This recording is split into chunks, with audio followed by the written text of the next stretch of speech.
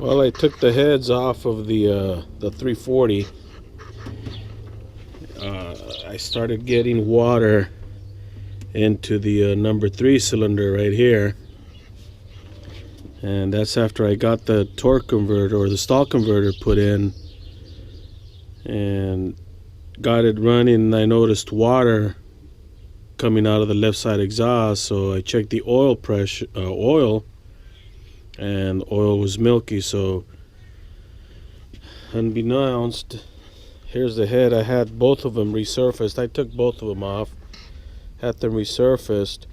It was this kind of pitting right here around the number 2, well, actually not number 2, number 3 cylinder, and it got in between the gasket and the head surface, so water started going in and it was just spewing out. So I took them off, had them resurfaced, had them checked, pressure tested, and we're gonna install them back on and see what happens.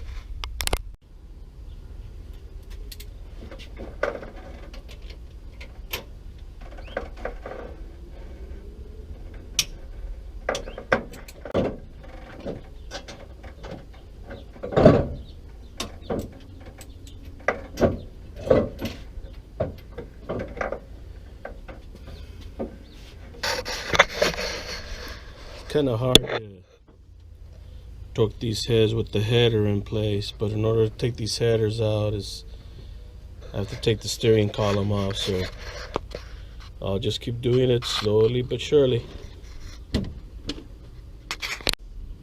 Well, they're all torqued up. This is my old Matco torque wrench, and it's worked very well. The sequence on this it's easy. I usually start at 50 foot-pounds, then go 1, 2, then just go around all of them and do it in 3-level increments. I went 50, 65, and then 95. So this should be okay. I should have the intake put the exhaust on, and hopefully I'll get it running. And I'm putting some other type of rust inhibitor or water treatment. I'm not putting antifreeze in it, so I'm just going to put distilled water and that rust inhibitor. I got it at the marine shop where I got the heads machine, so it should work out okay. Let me get back to work. Well, I'm going to put this synthetic 1550. They tell me that this is really good oil. I don't know, I've never used it, so we're gonna find out what's going on.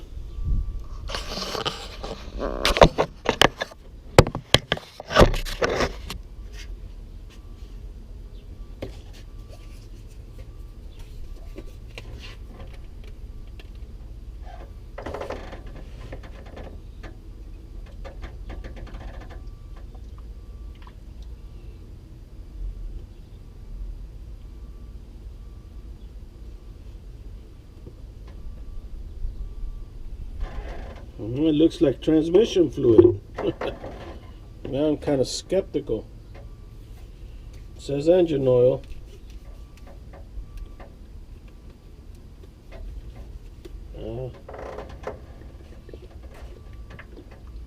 Lube up all these rollers here. The cam lubed up.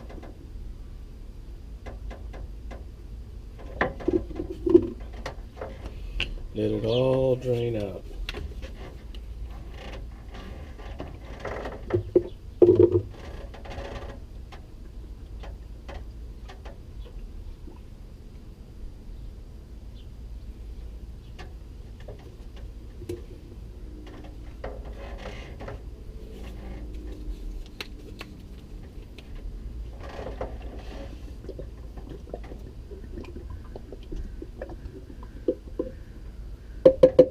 Oops, I think I spilled some.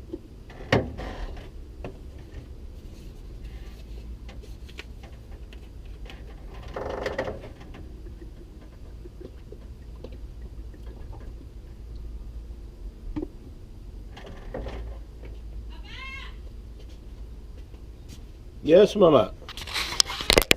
Well, I got the heads in place. They're torqued. Put the header bolts back on, header gaskets. Rockers are in. I just gotta start adjusting the valve lash. I think this is 22, 26, 22 intake, 26 exhaust. So I don't have the gasket for the manifold. I thought I did. I'm gonna have to go ahead and order one or just go to the store and get one, but usually it takes a day to come in, so this is a longer project than I expected, so I'll just take my time with it, get it done right. All it needs is just adjust the valves and put the intake and manifold back on, and we'll be ready to go. Hopefully this thing will be running really quick, and that's it. After this, I'm done with this motor. Well, it's already put together. All I gotta do now is just put the valve covers on. Adjusted the valve lash and put some oil in it. I put distilled water and some sort of chemical, what do you call it? Chemical rust inhibitor, kind of like water wetter type of thing. Hopefully I won't get any more corrosion on the heads. But it's already late. It's kind of muggy out this late afternoon. So I'm gonna call it quits for tonight. Hopefully get it running tomorrow.